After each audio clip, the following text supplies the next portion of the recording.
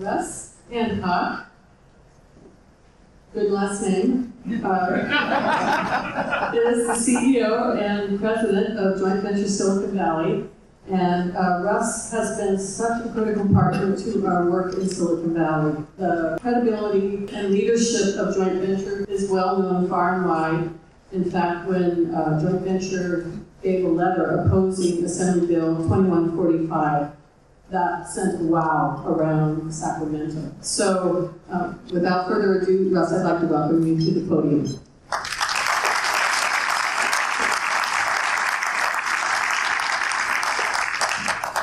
Well, ladies and gentlemen, welcome. It's a delight to be in front of you. I'm honored to be in front of you. It's so important that we gather in this way. The work that you are undertaking is crucial. I honor you for the role that you play, and we're delighted that you would choose to meet in Silicon Valley. Now, I'm the president and CEO of Joint Venture Silicon Valley, and I just want to tell you a quick word about our organization, and then orient you to what we think you're going to be experiencing today. Joint Venture Silicon Valley is this organization that tries to put a framework over the entire region. It is a group that brings together our elected officials, our business leaders, our labor leaders, our college and university presidents. They all sit down at the joint venture table, and our mission is to tackle Silicon Valley's problems and opportunities, whatever they might be. And so you'll see Joint Venture doing a great deal of work on tax and fiscal issues and education and disaster planning, resiliency, just a whole host of things, education. But importantly and significantly for this group, we're also working in energy sustainability. We have what we call our Climate Prosperity Program. It was launched in 2009. It's now an award-winning program, and it's multifaceted. The logic behind it is simply that the climate crisis represents one of the most significant challenges facing the planet, but it also represents one of the most significant opportunities. And we see it as an opportunity for Silicon Valley to provide leadership, for the state of California to get out in front, but also as an opportunity for us to be innovative, creative, dynamic, and to create new products and services that grow the economy. And so we call it our Climate Prosperity Program. It has four components. One is our Public Sector Climate Task Force. This gathers all of the sustainability leads from over 40 cities throughout Silicon Valley. It includes our Renewable Energy Procurement Program, and through that program, we have put together more than 40 megawatts of solar that were procured for public facilities throughout Silicon Valley. It includes our SEEDS initiative, that stands for Smart Energy Enterprise Development Zone, and that's an effort to grow a portfolio of public-private projects that are innovative, focused on smart energy, and these projects are meant to improve sustainability performance in our local energy systems. And then the last component is what we're calling mobility as a service, and because, as you know, one of the largest contributors to greenhouse gases are the combustion engines. We're trying to promote transit and other alternatives, and we're doing that through this mobility service software that we're trying to make fully integrated and interoperable. So it's possible for you to use an app on your phone and plan your trip using every kind of commute mode, public or private. So that's some of the work that we're doing in our Climate Prosperity portfolio. Now, I want to tell you about community choice energy and where we come down on this. Since 2013, we've tried to be strong and instrumental on this important area. And in September 2015, our board of directors voted unanimously to take a supportive position on community choice energy. And we did that because we believe it provides more competition and more choice in our local energy markets. Now, many of our member organizations are now going full force on this. San Mateo County, for example, is forming a community choice agency. It's called Peninsula Clean Energy. Here in the South Bay, several partnering jurisdictions within Santa Clara County are now forming a new agency. It's going to be known as Silicon Valley Clean Energy. And we've been working especially closely with this group. We're delighted about it. And you're shortly going to hear from Mayor Ricardo of San Jose. And San Jose has become the most interested party to this development. We're delighted about that. These efforts have been motivated simply because our communities view community choice as the single most impactful and cost-effective action that they can take to meet their climate action planning goals. And so we're trying to be as supportive and helpful as we possibly can. We consider this a very exciting development. The prospect of expanded access to clean energy at competitive prices on a region-wide basis is compelling. However, that being said, the joint venture, we want you to know that we see something even bigger and even more exciting taking shape.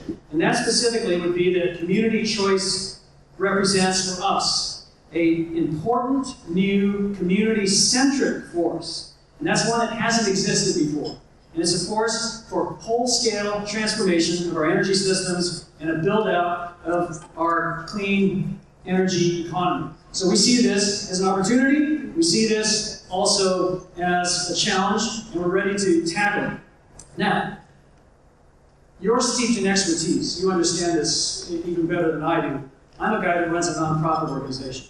I don't thoroughly understand these issues. And so I'm going to tell you where we're coming from as an organization, why we see this as exciting. And then, of course, you're going to spend the rest of the day putting the meat on the bone. But I want to talk to you about two things that I really like. One would be cake, and the other would be pie. Two of my favorite desserts, okay? So I'm going to use these to describe what we're talking about. So first, let's talk about cake. Now, historically, the way my simple mind sees this is that our utility model has been like a 3-layer cake, except that it was missing its middle layer. That's how we tend to look at it. So the top layer would be your investor-owned utility. And these are the for-profit entities. They operate without competition. And in return for that right, as you well know, they are publicly regulated, and in this case, by a 5-person state-level commission, the PUC. So, that's the top level of our cake. The bottom level of our cake is all of the customers. And there are millions and millions and millions of them, highly differentiated business customers, residential customers. And what's interesting is that the IOU, the investor-owned utility, is serving those customers in a one-size-fits-all kind of approach. And the simple fact, it's not a criticism, but it's just a fact that new programs and new offerings often take years and years to develop. So there's little in the way of customer leverage or community influence in this model. Now, the reason we're excited about community choice energy is because it adds that middle layer to the cake. Community choice agencies are ratepayer-funded public entities that are governed by local elected leaders, and they are accountable to local residents and businesses. That's the key. That's the thing. Their reason for being is making progress on climate action plans and to help drive this transformation toward a cleaner economy. And importantly, these community choice agencies that we are creating and seek to create are tightly connected to those who drive municipal policy. Policy, investments, incentives, and all of these things can play a major role in rolling out new energy systems on a regional scale. So, in essence, we have an entirely new organizational entity, this middle layer of the cake, it added to this equation. And it's one that is locally chartered, it's one that is funded and serves a clear economic purpose, it's one that is staffed with energy expertise, it's one that is well connected, it's capable of leveraging local planning, public works, economic development functions. All of those things can be bundled in. And, of course, it's local. It's locally governed. It's public. It's transparent. And so this is the reason why we're so excited about community choice. It's representing a fundamentally new organizational platform to make this transition to a cleaner economy. We've never had a 3-layer cake before. Okay, now let's talk about the pie, my other favorite dessert. Okay, So this pie represents all of our greenhouse gas emissions. And of course, the first order of business for community choice entities is to deliver greener electricity, right, at a competitive rate. Well, here locally in Silicon Valley, electricity usage equates to about 30% of our pie, of our greenhouse emissions pie.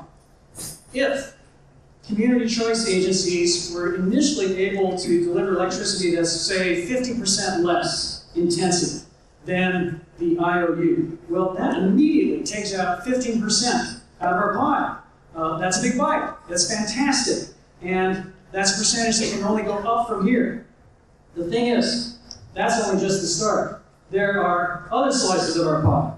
For example, transportation. I think you know this. Transportation represents 45% of greenhouse gas emissions, at least here in Silicon Valley, where my organization is measuring these things. So, the electrification of cars and trucks, currently fueled by gasoline or by diesel, that has the potential to take a huge bite out of this pie, the biggest piece of the pie, frankly. And especially if that electricity is coming from green sources. So, we need this, but to do that, we need more charging infrastructure, we need policy support, and we need innovation, frankly. And that's what we do so well in Silicon Valley and certainly in California. Now, heating applications in buildings represents another significant slice of the pie, 15% at least. So, if we're serious, we're going to be talking about zero net energy building and electrification of space and water heating, and these can take a huge bite out of this pie too. But again, we don't see that happening in any effective way unless there are local incentives, local policy, local education, and local innovation. And so this, ladies and gentlemen, is where we see pie and cake going together. I'll just sum it up because I was flashed the 1-minute sign. A community choice agency provides clean, renewable, competitively priced electricity. Furthermore, by virtue of their charter and expertise, these new organizations that you are creating are perfectly positioned to enable the local deployment of electric vehicle infrastructure, zero net energy buildings, electrification of building systems, and all the rest. Now, my final point, there's something interesting here. In this new electrified world that we're talking about, our investor-owned utility, in our case PG&E, actually delivers more electricity, not less. We don't see this as a contest between us and PG&E. We see this as a partnership and an exciting one. They must remain our vital and essential partner. So, this is our challenge, ladies and gentlemen. This is also our opportunity. I salute you for being here. I salute you for the dialogue and discussion and the decisions that will be being made today in this conference. Thank you very much.